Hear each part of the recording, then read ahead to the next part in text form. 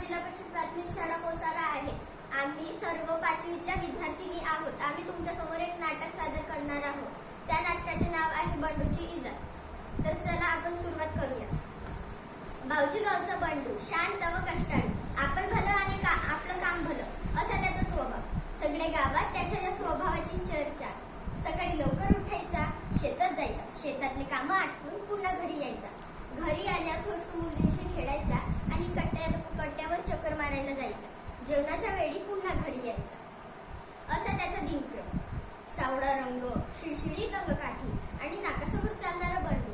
एक वर्षी त्याचे पीक पाणी बरे झाले म्हणून तो कुटुंबासाठी आणि स्वतःसाठी कपडे घेण्याचे ठरवले. त्याने धोंडू मामाकडे कपडे शिवण्यासाठी ठेवले. धोंडू मामाने कपडे शिवले बरे, पण त्यांचा अंदाज जरा चुकला. पुढे धोंडू मामा, झाली की इजा शिवून? ओके, झाली तुझी इजा शिवून.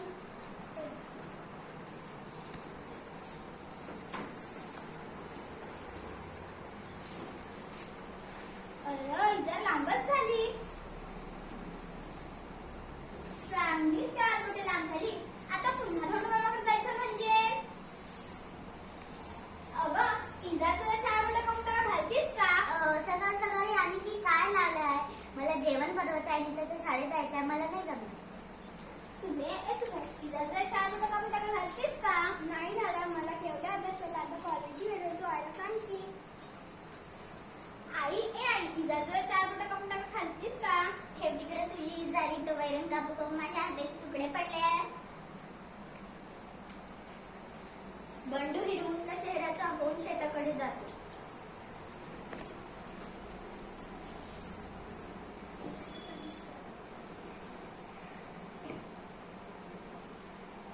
सकाळी ती दात दुरुस्त करायला पाहिजे होती.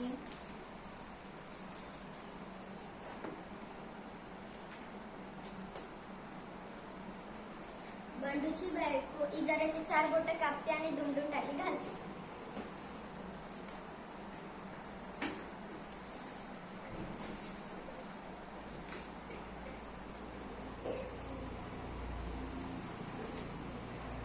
आपला भाऊ किती लागतो कष्ट करून मला कॉलेजला पाठवतो. आपल्या भावाचे इतकेही काम करून नाही. बंडूची बाई इजा त्याचे 4 बोटे कापते आणि दुमडून टाकी घालते.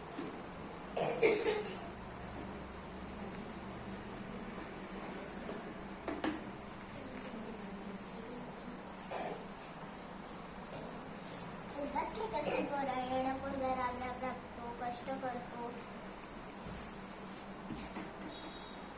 बंडूची आई इजाराचे 4 बोटे कापते आणि दुमडून टाकी घालते.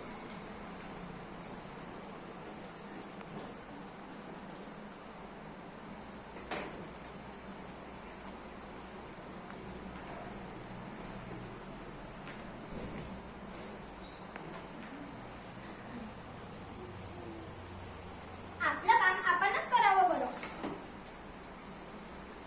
बंडू पण इजाराचे 4 बोटे कापते आणि दुमडून टाकी घालते.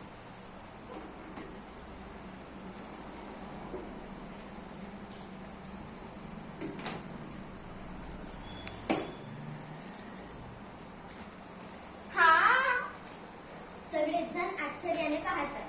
मी इजारीची 4 बोटे कापली. अरे मी पण. अगं बाई, मी पण इजारीची 4 बोटे कापली. मी पण. सगळेजण खडखडून हसतात.